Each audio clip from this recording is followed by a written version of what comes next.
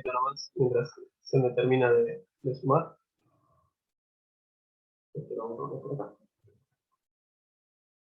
Entonces, lo que decía yo era, bueno, entonces lo que va a hacer Stata es meter cierre y vol en donde sea que yo haya puesto las comillas y la T, ¿no? Entonces, mirá, acá tengo una T con esas comillas. Acá voy a escribir cierre. Y mirá, y acá también tengo una T con esas comillas. Entonces, acá voy a escribir cierre. Y acá abajo, de vuelta, me apareció una T con esas comillas. Entonces tengo que escribir cierre. Y de vuelta lo mismo acá. Y cuando corramos esto, ¿qué está haciendo Stata? Genera L cierre, que es igual al logaritmo natural del cierre. Y genera DL cierre, que es igual a la diferencia de L cierre. O sea, es la diferencia del logaritmo natural del cierre, del precio de cierre. Y después lo va a hacer también con volumen, ¿no? Listo, ya termina el loop. Me voy de vuelta para arriba, que es lo otro que tengo que tomar. Tengo que agarrar vol. Perfecto. Entonces, meto acá un vol, meto acá vol, de vuelta acá, línea siguiente. Mirá, de vuelta tengo un vol, así que lo tengo que meter ahí, y tengo que meter acá, de vuelta, vol. ¿Y qué me generó? El volumen, o sea, el logaritmo natural del volumen, y después me generó la diferencia del logaritmo natural del volumen. ¿Ok? Yo esto medio que lo reciclé de otra clase porque antes lo hacía con un montón de variables y tenía más sentido. Pero está buenísimo que ya lo vayan viendo. ¿Se entiende?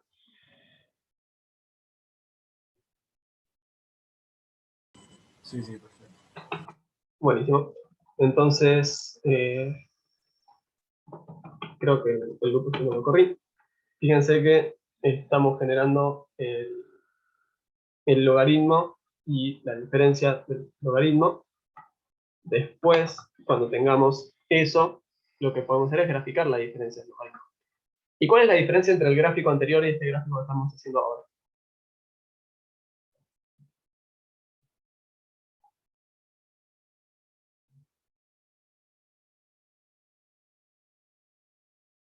¿Alguien se anima? Sería como el cambio porcentual. Claro, exactamente.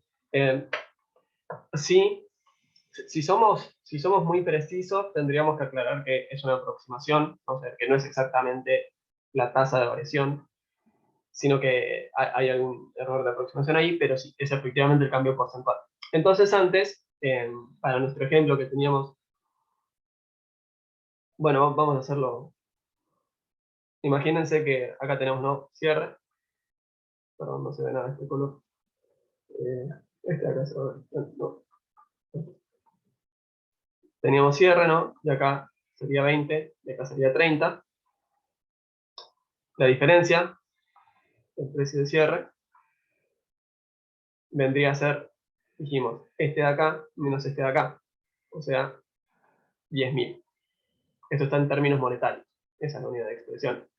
Ahora, cuando hacemos la diferencia del logaritmo natural del cierre, esto va a estar en términos relativos, ¿no? Entonces, lo que voy a tener es el crecimiento entre uno y otro, ¿ok? Que debería ser algo así como 0,5.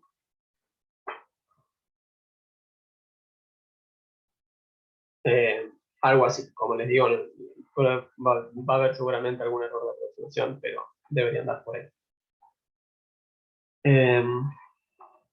Entonces fíjense que este de acá está en términos monetarios, ¿no? Y puede tener una magnitud enorme, tranquilamente, porque si creció muchísimo, bueno, entonces esto quizás subió $500, quizás subió $1.000, lo que sea. Cuando tenemos la variación relativa, o sea, algo interesante acá es que si yo les digo que algo sube $1.000, y quizás si es un activo cuyo precio original era $1.000.000, bueno, que me haya subido $1.000 en términos porcentuales es una variación relativa del 0,1%, no es tanto. En cambio, esta columna tiene una interpretación un poco más universal, no más como directa, porque, bueno, varió el 50%, es una variación enorme, o sea, creció un 50%, es una variación enorme que acabo de inventar de ejemplo. Obviamente estos valores los elegí para que el cálculo mental me fuera un poco más fácil, ¿no?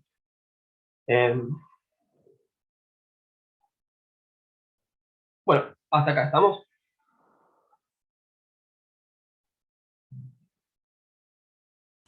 Sí, sí. Bueno, no, lo tengo que dejar de compartir. A ver, cerramos el gráfico. Bien, y acá pequeña estadística descriptiva, ¿sí? De la variación en dólares. Vemos que en promedio la variación intradiaria ha sido de casi 90 dólares, con bueno, una volatilidad bastante alta. Vemos que de hecho ha llegado a caer más de 7.000 dólares en un día. Y que bueno, que ha subido más de 7.000 dólares en el día siguiente. Si lo vemos en términos porcentuales, vemos que esto en promedio ha crecido un 0,5%. ¿Ok? O sea, tienen un crecimiento positivo en la media, pero no crece tanto, ¿no? Digo, es bastante razonable. Si algo estuviera creciendo un montón todos los días, a mí me haría un poco de ruido. Yo no soy trader, pero si lo fuera, seguramente sería la persona que compró el día anterior a este evento. Y habría vendido ese día y al día siguiente habría subido los 7.000. O sea, yo con la mufa que soy, sería esa clase de persona. Pero bueno, o sea, el resumen de esta variable es súper, súper, súper volátil. En general encontramos cierta tendencia creciente y la volatilidad es enorme. ¿Ok? De hecho, si quisiéramos hacer el coeficiente de variación, ¿no? Que es el desvío sobre la media, fíjense que nos daría un número ridículamente elevado, ¿no? Entonces, del filtro de Hodrick-Prescott, ¿hablaron con Gabriel?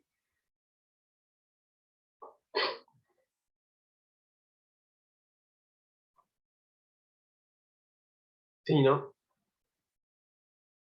Tal vez.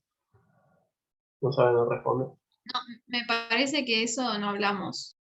Ok, bueno, ya, qué pena. Bueno, porque nos pusimos de acuerdo con Tommy, que lo daba yo. Así que les voy a comentar simplemente una cosita sobre este filtro y pasamos a lo siguiente, así no se enrosco demasiado. Cuando uno tiene una serie de datos, puede ser muy útil suavizarla, ¿ok? Tipo encontrar la tendencia, el componente estacional, etc. Hagamos acá algo así como esto.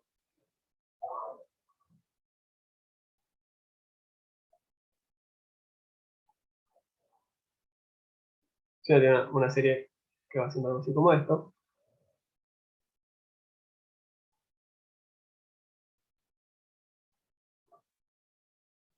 Nos interesaría conocer algo así como cuál es la tendencia de crecimiento, ¿no? Porque sí, o sea, piensen, por ejemplo, en el producto de un país. Y si va a haber momentos en los cuales estés creciendo por encima, ¿no? O sea, piensen en la línea amarilla como ese producto de equilibrio, ¿no? Y un bajo estado estacionario o algo así. Y van a haber momentos en los cuales estés por encima de tu nivel de equilibrio, otros en los que estés por debajo, ¿no? Por cuestiones cíclicas, naturalmente. Entonces hay distintas maneras de identificar la tendencia. Y una de ellas es con el filtro de Hodrick-Prescott. El filtro de Hodrick-Prescott es sumamente utilizado. Básicamente lo que hacemos es suavizar los datos, ¿no? Entonces, por ejemplo, si una serie de datos hace esto, bueno, el filtro de Hodrick-Prescott va a hacer esto. ¿Sí? Va a tener menos volatilidad, pero bueno, va a replicar la tendencia. Si esa serie de datos hace esto, el filtro de Hodrick-Prescott va a tener una forma como esta. ¿Sí? No es que hace magia. Simplemente es como mira los datos y los suaviza. Lo que tenemos es, con este filtro, posibilidad de suavizar más o menos los datos. ¿Ok? Y ahí existe un parámetro típicamente llamado lambda, que, bueno, si quieren después les paso medio que yo había escrito algo de esto, porque en su momento lo iba a dar yo, o sea, en otro cuatrimestre, explicando un poco más, pero siempre la idea era darlo después que gane. Así que el filtro de Hodrick-Prescott, en esencia, no sirve para esto, para suavizar series. Una aplicación que es súper difundida es, si yo digo brecha del producto, ¿le suena? ¿Alguien se anima a definirla? ¿De alguna manera?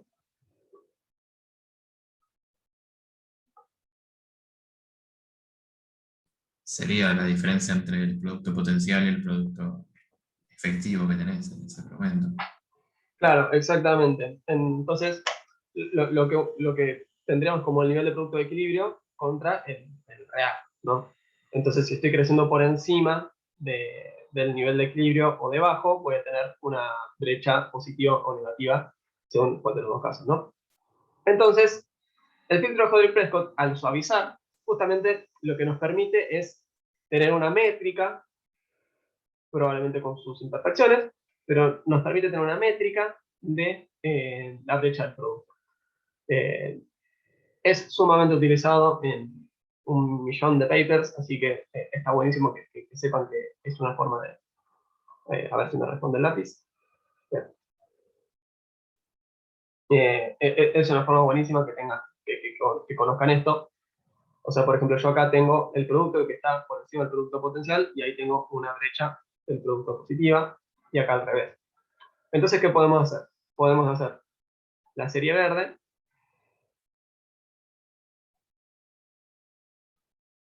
menos la serie amarilla y eso nos va a dar la serie roja. ¿Sí? Vamos a poner otro color para que no se confunda. Este acá menos este acá, este acá. Donde el verde es el producto efectivamente observado, el amarillo es el producto de equilibrio, ¿no? La tendencia, y el rojo es la brecha del producto. Entonces, según esta métrica, ¿no? Entonces, básicamente acá tengo una diferencia negativa, entonces esto arrancaría por acá estuve por encima, acá estuve por abajo, acá estuve por encima, acá estuve por abajo, ahí crecí un poquito por encima, por abajo, y así. ¿Está bien? El filtro de Hodrick-Prescott simplemente suaviza una serie, y si computamos la diferencia entre el suavizado y el observado, tenemos una medida, con todas las críticas que le quieran hacer, de la brecha del producto. Pero tenemos una medida, que es ampliamente utilizada, sobre la cual hay bastante consenso. No les conté cómo se suaviza la serie, y eso se los contará Gabriel, y si no, que tenga alguna duda, nos quedamos después de clase o hablamos por mail. Pero ya saben, a las personas que me escribieron saben que les respondí, así que bueno. ¿Alguna duda hasta acá? ¿Puedo continuar?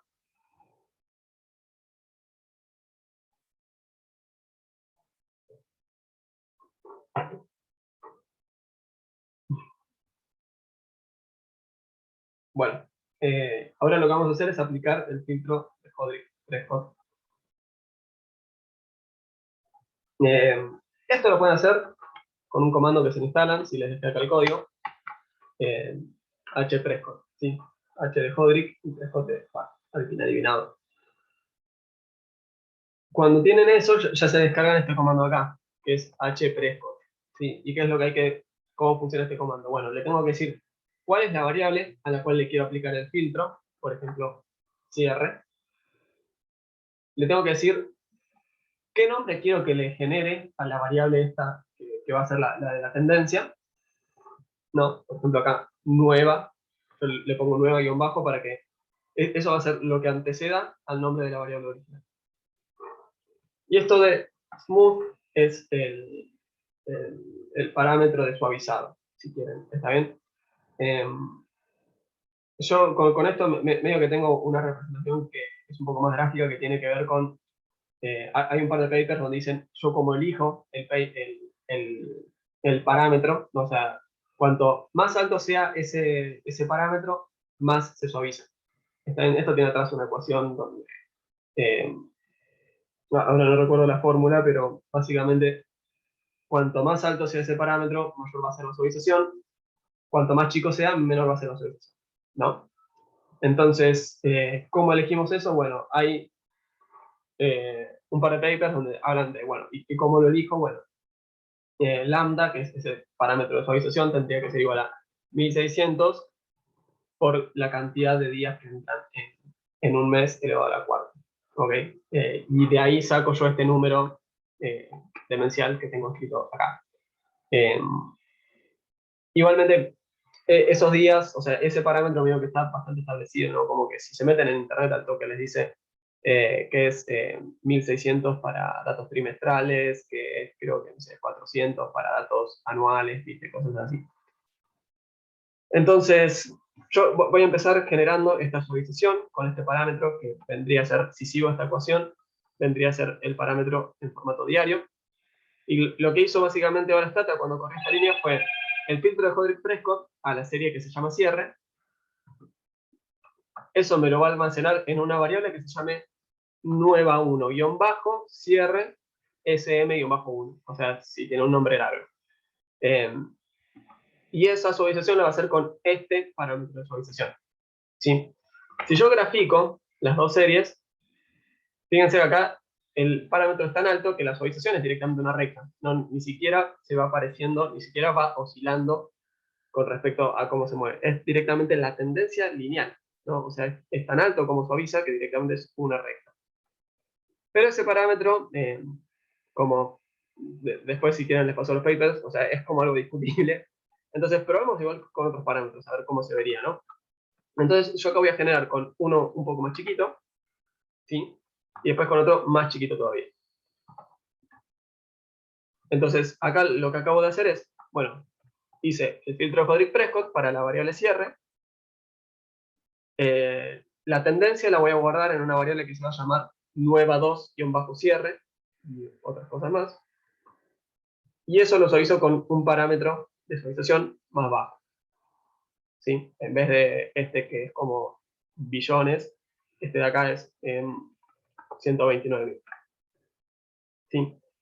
Y después lo hice de vuelta para este otro, donde lo que hago es, de vuelta, le aplico el filtro Hodrick-Prescott para el precio de cierre. Eso lo voy a guardar en una variable que va a ser nueva3-cierre, y lo uso con este parámetro. Si se fijan yo acá, o sea, de dónde estoy sacando este valor de los parámetros, digo, bueno, a ver, ¿qué pasaría si hubiéramos usado el parámetro para datos de tipo mensual, para datos de tipo trimestral? ¿Ok? Entonces, eso es lo que voy a verificar ahora, ¿no? Las distintas series. Si se fijan, en primer lugar, la línea azul es los precios, directamente. ¿Ok? El precio de cierre. Lo que ya vimos, ¿ok? El precio comienza, de repente en el 2021 empieza a dispararse, se vuelve también mucho más volátil. La serie nueva 1 es el filtro de Hodrick-Prescott aplicado con un parámetro de suavización altísimo. Entonces, cuanto más alto, ahí suaviza un montón, no sabe tanto que ni siquiera oscila, es una línea recta. Ahora, si hubiéramos tomado valores un poquito más bajos, ¿no? Por ejemplo, una línea verde, lo que vamos a tener es que esto va a ser una curva que se va a ir ajustando de a poquito, ¿sí? Es muchísimo más suave si miramos la curva verde, ¿no? Tiene alguna oscilación, ¿no? O sea, tiene dos puntos de inflexión, pareciera, ¿no? Empieza, después comienza a crecer, después como que toca un máximo y empieza a caer. Y por último, con un parámetro de suavización aún más bajo, lo que tenemos es la curva amarilla, donde lo que se observa es que esta responde mucho más a las oscilaciones en el precio cierre, ¿no? Vemos que, por ejemplo, acá empieza a crecer más, después empieza a crecer un poquito menos, empieza a crecer más, se cae, crece más, se cae, no se tiene mucha más oscilación. Cuanto más alto sea el parámetro de suavización, esto va a tener menos oscilaciones y va a quedar más como una recta. Cuanto más chiquito sea, más va a replicar las variaciones, ¿no? En el caso extremo, si le ponen, no me acuerdo si era 1 o 0 al parámetro de suavización, les va a quedar exactamente igual a la serie original, porque no suavizó nada. ¿Está bien? Y si hiciéramos la diferencia entre cualquiera de estas dos series, tendríamos la brecha del Bitcoin, no sé, la brecha del producto, pero bueno, en este contexto, en el contexto de este estudio. ¿Estamos? ¿Se entiende? Sí, sí, perfecto. Bueno, buenísimo. Este gráfico también lo pueden hacer como directamente omitiendo el precio original, y acá creo yo que es aún más visual, es más claro, ¿no? El azul es suavizando muchísimo, el rojo es suavizando, pero suavizando menos. Fíjense que el rojo tiene... Bueno, al final creo que empeoré. Fíjense que el rojo, de comportamiento, ¿no? Es como bastante, es como un polinomio de bastante bajo orden. Y por último, cuando suavizamos mucho, ¿qué tenemos?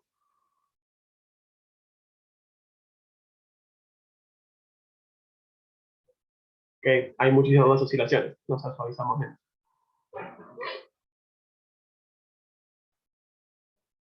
Bueno, nada, no voy a pasar mucho más tiempo hoy hablando del filtro de Hodrick-Prescott porque no viene el caso de la clase de hoy si no lo vieron con Gabriel. Le voy a dejar avisado a Tommy que lo repase por las dudas, pero bueno, igualmente cualquier duda, lo que sea, me pueden escribir y lo vemos. Entonces, yo acá no voy a hablar de estacionariedad, ¿está bien? ¿Correspondería? Sí, correspondería hablar de estacionariedad. Pero como todavía no creo ni siquiera que hayan visto algún test para ver si una variable es estacionaria, básicamente piensen, las regresiones, estos modelos que vamos a hacer, etcétera, valen cuando una variable es estacionaria, al menos en sentido débil, lo cual requiere que sus momentos sean constantes, ¿sí? No nos vamos a distraer ahora demasiado con demostraciones y eso, pero básicamente es claro que el precio de cierre del Bitcoin no sería estacionario, al menos a nivel de inspección visual, porque vemos que al principio si tenemos que pronosticar algún precio y bueno, va a estar en un cierto rango de valores y después pega un despegue altísimo. Entonces no deberíamos trabajar con la serie de niveles, sino lo que vamos a hacer es trabajar con la serie en diferencias. Si tuviéramos todas las herramientas que van a tener ustedes al final del curso, lo que tendríamos que hacer ahora es un test de estacionariedad. Si eso nos da que es no estacionario, tendríamos que hacer un test de estacionariedad a la diferencia. Y así hasta que lleguemos a que es estacionario. Como no tenemos esas herramientas, simplemente voy a agarrar esta serie y vamos a decir, bueno, nuestro modelo se va a concentrar en la variación porcentual del precio del Bitcoin, ¿no? Que parece una variable interesante de por sí ya. O sea, digo, me parece que está bien. Entonces, si esto es estacionario, vale lo que vamos a hacer ahora, ¿sí? Nada, es muy usual que en economía las variables que uno agarra no sean estacionarias, entonces van a aceitar bastante todo esto de hacer los test de estacionariedad y estacionalizar y la tendencia estocástica. Pero digamos, esto de acá también es un poco, al menos lo que en su momento pedía Gabriel en el TP del segundo parcial, de la segunda parte de la materia, entonces también está bueno como que lo vayan viendo así. Yo tengo una variable, ¿no? Que era de LCR, que eso era la diferencia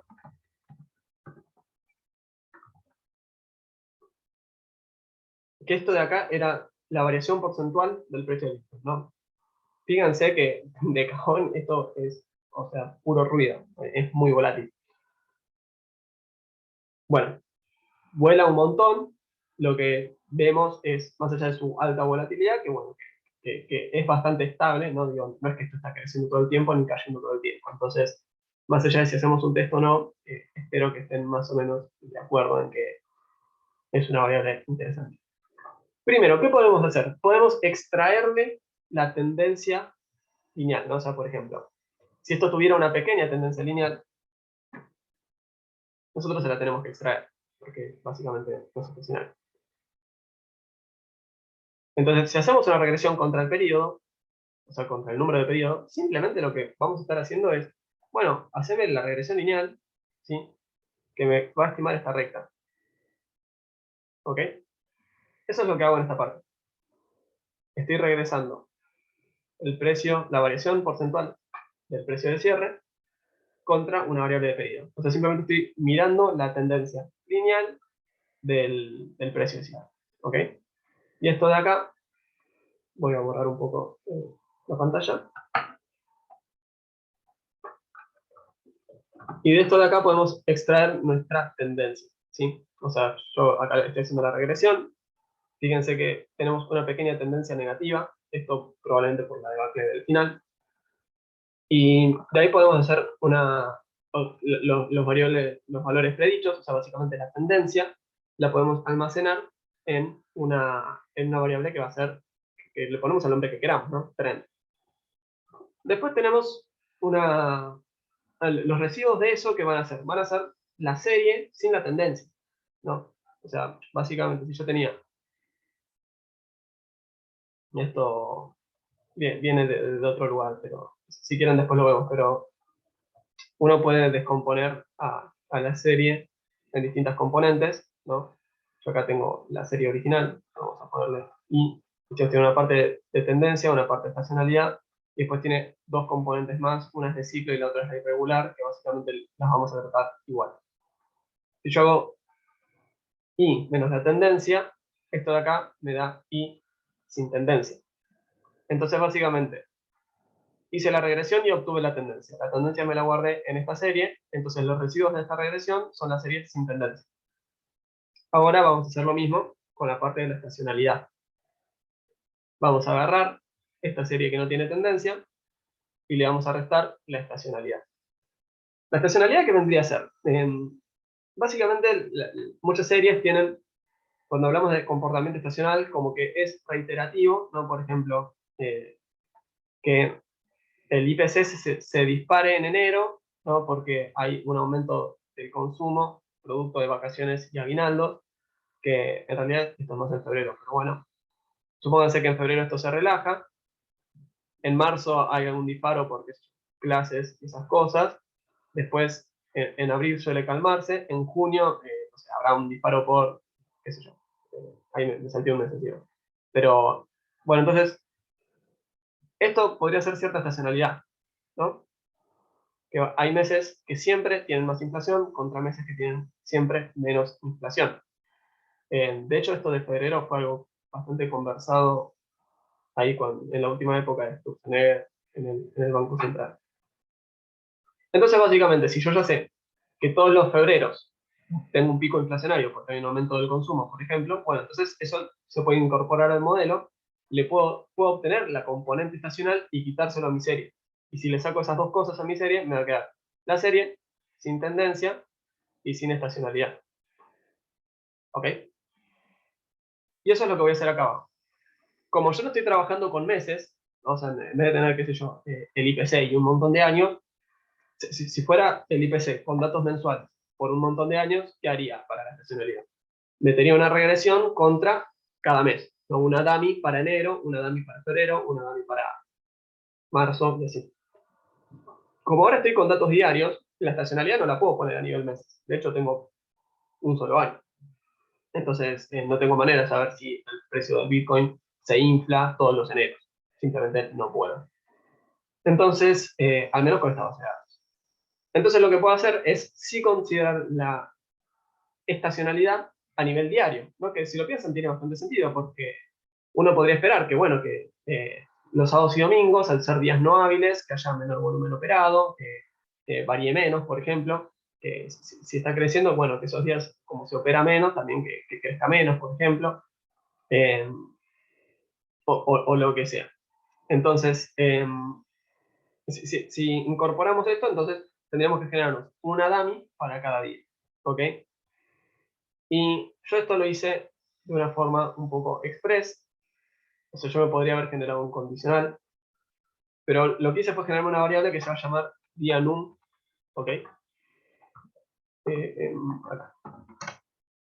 Que la variable día num lo que va a hacer es mirar cada día, a ver si, cada día de la semana y le va a asignar un número, ¿no? Ahora no recuerdo si el 0 era domingo o lunes, pero básicamente esto es, supongamos que era domingo, porque simplemente no recuerdo, domingo, lunes, martes, miércoles, jueves, viernes, sábado, y empieza de vuelta. Domingo, lunes, martes, miércoles, jueves, viernes, sábado, y empieza de vuelta. Tic, tic, tic. ¿Ok? Entonces tenemos todos estos numeritos, cada uno de ellos representa un día. ¿Ok? El 1 siempre es lunes, el 2 siempre es martes, el 3 siempre es miércoles, y así sucesivamente. Con lo cual, algo que, por lo que me escribieron por mail, entiendo que están bastante familiarizados con esta sintaxis, ustedes pueden hacer i puntito, y esto lo que va a hacer es, en la regresión, meter una dummy por cada uno de los valores que tienen adentro de una variable, ¿no? Entonces yo pongo i puntito día num, esto lo que va a hacer es regresarme, perdón, me comí, ahí, ¿no? Esto lo que va a hacer es regresarme la variable dependiente contra cada uno de estos valores. Sí, obviamente hay uno que se omite por una cuestión de multicolinealidad. Yo no puedo meter todas las dummies. O una de dos. O meto todas las dummies y vuelo la constante, o dejo una categoría como base y dejo la constante, ¿no? Pero si no tengo problema multicodimensionalidad perfecta y esto no se puede correr. Entonces, con esto de acá, lo que encontramos son los coeficientes que adoptan las variables. Vemos que son todos positivos, excepto la constante, ¿no? O sea, como acá el 0 es nuestra categoría base, supongo que es el domingo. Lo que tenemos es, bueno, como que el domingo se ve que crece menos, por la cuestión de que es feriado en la otra parte del mundo, supongo. Y después, el resto de los días, hay una componente estacional que es un poquito más alta, ¿no? Vemos que los lunes esto es bastante más potente, y para el resto es bastante próximo a 0, ¿no? De hecho, vemos que en general no son significativos estos coeficientes. Bien, tenemos nuestra serie, entonces, sin tendencia, podemos obtener nuestra estacionalidad. Y si yo me fijo los residuos de esta segunda regresión, tengo la serie sin tendencia y sin estacionalidad. Eso es lo que voy a obtener acá. ¿Sí? Voy a obtener la serie sin estacionalidad y sin tendencia. Le escribí sin es para hacerla más rápido, ¿no? Sin trend es sin tendencia, sin es sin estacionalidad y sin tendencia. ¿Me vienen siguiendo de acá? Más o menos. ¿Alguna duda?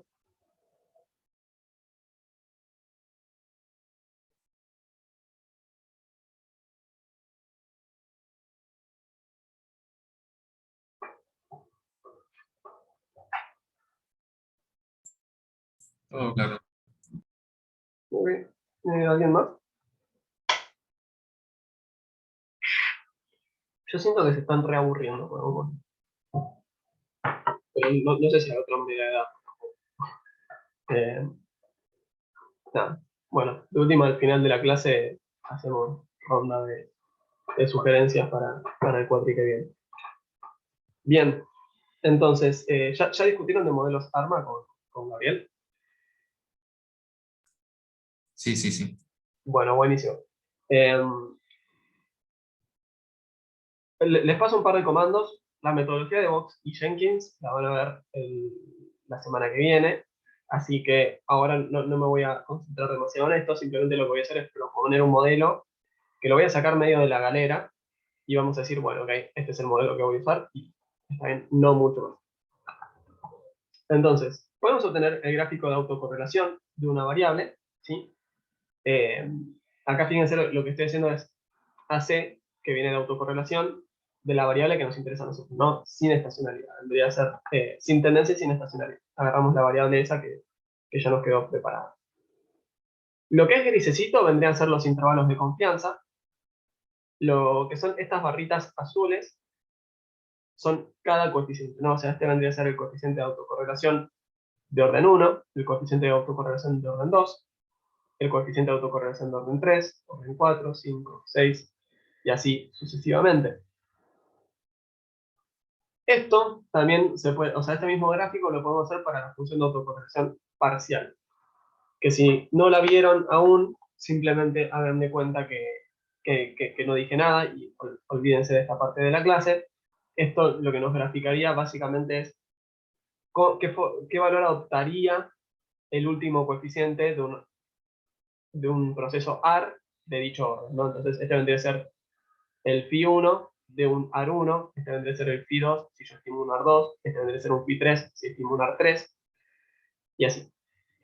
Fíjense que nuevamente lo gris son esas bandas de confianza, y cuando un coeficiente se escapa, eso quiere decir que ese sería estadísticamente significativo. Esto me parece que es una visualización que está buena para el TP.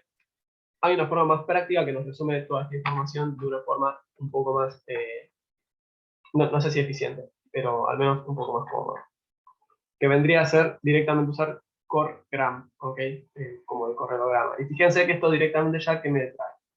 Me trae el lag, me trae la función de autocorrelación, la función de autocorrelación parcial, ¿sí? El test del Univox para significatividad conjunta, la autocorrelación y la autocorrelación parcial, ¿sí? Entonces esto me está resumiendo los dos gráficos y aparte me está trayendo un test de hipótesis, todo pipa de una, ¿ok? Fíjense que esto de acá son unas líneas que están rectas directamente, ¿no? Como no hay nada, y acá en particular tengo una barrita que se va para el costado, lo que hace esto es solamente ponerme las barritas que son estadísticamente significativas. ¿Ok? Entonces, que acá no aparezca nada en la autocorrelación, eso quiere decir que ninguno de los coeficientes de autocorrelación era estadísticamente significativo, lo cual habla de la volatilidad e incertidumbre que hay atrás de la cotización de este activo. Y después, en la parte de los coeficientes de autocorrelación parcial, solamente hay uno que es estadísticamente significativo, ¿ok? El 14. Bueno, entonces esto de acá a mí me da un indicio sobre cómo modelar este proceso, ¿sí? Con Tommy van a ver bien cómo hacer todo esto. Van a agarrar modelos van a agarrar series de tiempo y las van a estimar con un modelo ARMA, usando la metodología de Murphy-Jenkins, ¿no? Se van a fijar, ¿es estacionario? Sí, no. Ok, bueno, entonces, si no es estacionario, tengo que llevarlo a estacionario. Listo, ¿ya lo llevé? Sí, perfecto. Entonces ahora voy a agarrar y voy a hacer todo este análisis de correlograma, de autocorrelación parcial, voy a elegir un modelo ARMA, lo voy a ir depurando para estimar la menor cantidad de coeficientes para lograr un modelo más parsimonioso, y eventualmente voy a llegar al ARMA que me resulte indicado. En R hay un comando que es estupendo que directamente te hace la metodología de Murphy-Jenkins automáticamente, y yo lo testé porque agarré y simulé series, y agarré y tipo, me fijé si adivinaba cómo lo había simulado y siempre le pegaba. ¿Ya? Una locura. Bueno, entonces lo que voy a hacer yo, y acá antes había estimado un montonazo de modelos y dije, no, ¿para qué? Esto lo van a ver con todo. O sea, no tiene sentido que los vuelva locos. Entonces, locos. Entonces, directamente, ¿cómo estimamos un modelo ARMA con Stata, ¿no? Bueno, el comando en vez de rec vendría a ser ARIMA, ¿ok? Tendríamos que decirle cuál es la serie que queremos como dependiente de un modelo ARMA. Y después le tenemos que decir la parte autoregresiva con AR y la parte de media móvil. ¿Ya vieron también la parte más, digamos? Sí, sí, vimos. Ok, bueno, entonces en ese caso lo único que tendría que hacer sería agregar acá también el o los coeficientes que quieren, ¿sí? En cuanto a sintaxis, esto es bastante sencillo.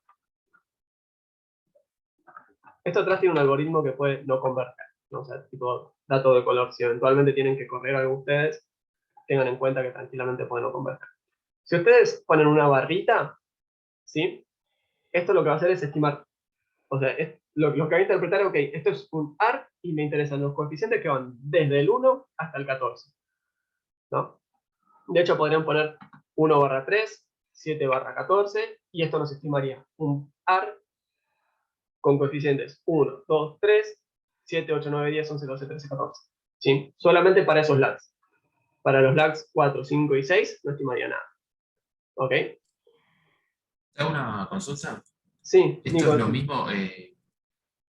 Gabriel en un momento, o sea, para hacer esto, usaba un comando que era, o sea, ponía, creo que era arima, síntesis, después ponía arima de vuelta y ponía, por ejemplo, un arma 1-1, ponía 1-0-1, algo así. Eh, Es un- sí, es lo mismo, pero es otra sintaxis. O sea, hay dos Ok, maneras de estimar lo mismo. perfecto. De hecho, Y creo en que el ese, algoritmo para maximizar que usan atrás es coincidente, así que debería dar exactamente lo mismo. está bien, no, genial, porque en este veo más claro cómo hacer, ponerle, en este caso, un AR 14. En el otro, si yo ponía 14, me hacía del 1 al 14. Ahora, está bien. Por una cuestión personal, te digo, me parece un poco más cheto, primero para dar, un poco más conveniente, primero para dar clases. ¿Por qué? Porque vos agarrás y ponés bien la parte A y la parte más, ¿no? O sea, siempre igual hay una convención. Cuando tenemos ARIMA, los campos son P, T y Q. O sea, el primero es la parte autorregresiva, el segundo es el orden de integración, el tercero es la parte de medio móvil. Eso ya es así, ¿no? Acá y en todas partes.